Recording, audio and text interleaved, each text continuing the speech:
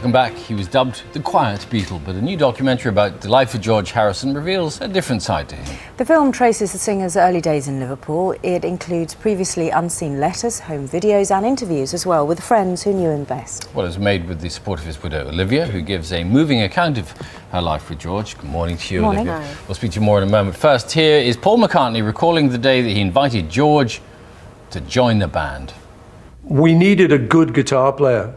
Both John and I play a bit of guitar, but we couldn't really solo. We weren't that good.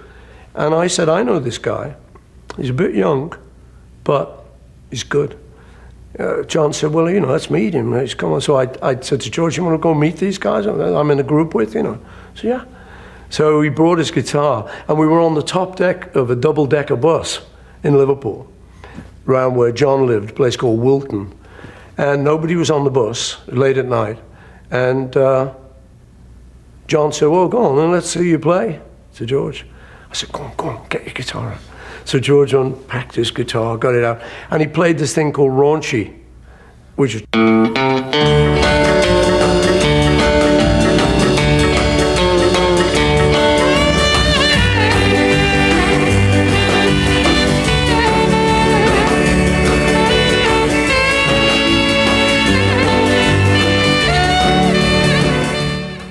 Olivia, good morning. Good morning. A little bit of guitar on the top of a bus in Liverpool late at night, and history was born. Absolutely. In a sense, wasn't it? Hey. This really is it's a very full account of George's life because it's spread over 2 films in effect. It is, yeah. It is. I mean, it's an entire life, and I think Martin Scocese was the only person who really captured or could have captured the essence of George. And that's what he set out to do. How did you feel about being involved with it, though? Because you're credited as a producer in the documentary, and it is a very honest portrayal of George, isn't it? I mean, how involved were you with the making of it? From the beginning, it was something that George wanted to do, and something I felt needed to be done to leave an accurate account of his life. And he had such an extensive archive and so much material that hadn't been shared before. I was, something I wanted to do. There must have been a lot of material that was new to you. Maybe you found out things about him that you didn't know before, as you would with a retrospective of anybody's life. I mean, I think it's been suggested, you said that you winced once or twice. Yeah, I think that's, yeah, of course. I think, it was really Marty's film. You need to show a contrast in somebody's life. There's no point sanctifying somebody or vilifying them either. So I think it was a good balance. Well, people talk about warts and all documentaries, but I mean, the warts weren't really that bad, were they? It was much more... No, I mean, it's a beautiful account of a man's journey through life, and he just happened to pass through the band, with the Beatles. But really, it's how he found deeper meaning in life, how he lived his life. That's really what Marty was interested in. Yeah, and you talk as well about the key moments in both your lives and his life as well. For example, when John Lennon was shot and how angry he was that his life was taken away without John being prepared for it, because one of the things you say that George was always preparing for was death.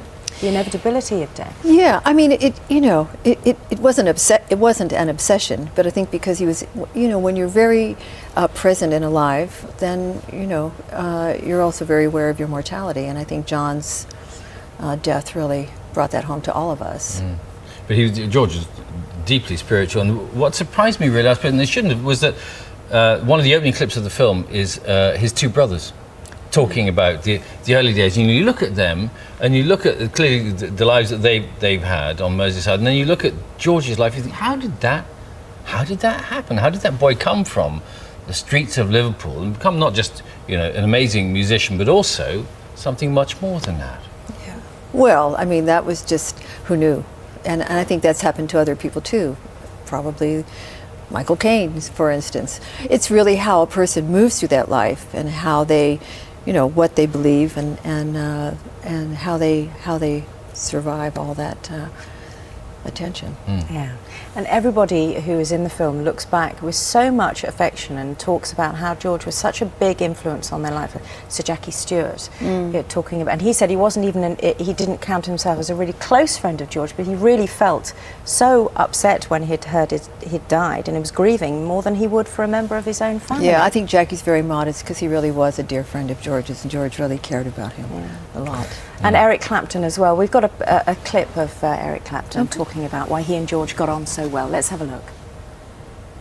Had a lot of tastes too, in other, superficial things, cars or clothes, but and women obviously. But I think what George might have liked about me was the fact that I was a kind of free agent, and I think if anything, he may have already been wondering about whether he was in the right place, being in a group, because the group politic is a tricky one. There was a lot about what he had going, which I envied, and there was a lot about what I had going that he envied. Close friends, and then they sort of split apart and then became friends again. One of the moments that people remember most about George's late life, in which you were involved, was of course the attack in your home, which hard to describe the impact it must have had on you. Somebody came into your house, was it with a knife or what happened? Yeah, a deranged person came in. Yeah, that was, I don't even know how to talk about it. It was an awful experience, but it was worth talking about in the film because I think Marty was interested in what George's reaction was, to that incident. And what was that? You see in the second half of the movie really what that's about.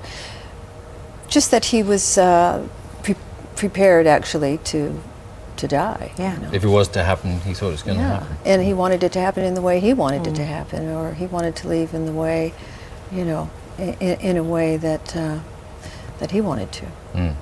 And it's pretty horrific. I mean, it was horrific. Yeah, absolutely. Of course it was horrific. And you were both involved in this struggle. In fact, you were sort of one of the reasons why it was not as successful, because you managed to pull the guy off. But yeah. I jumped in the fray. Yeah.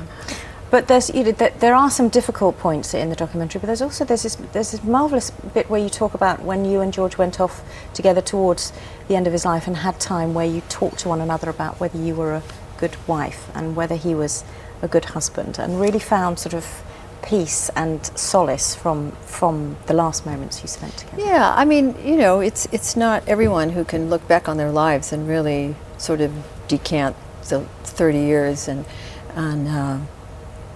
really have a resolution about everything that happened in your life. In a way that was that was a real gift. And you had the time to do that together. Did. So many pictures of the Beatles and George throughout the film. And the one thing that struck me particularly was, in all of them, the one thing that is constant in all the expressions is George's level gaze. He had the most level gaze I think I've ever seen on anybody.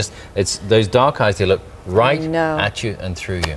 Amazing. And he was a very direct, present person, and there's there's so much unseen material in the movie, and I think about a lot of it came from George's own archive.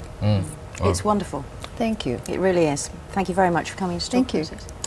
The special edition of Arena, called George Harrison Living in the Material World, is on BBC Two this weekend. First episode 9:45 on Saturday night, and then it follows on Sunday. Worth catching if you can. That's it for today. Charlie and Susanna here tomorrow. Michael Bublé gives Charlie some tips on how to charm the ladies. I want to see we're going to be watching. from 6. Bye-bye. Have a good day.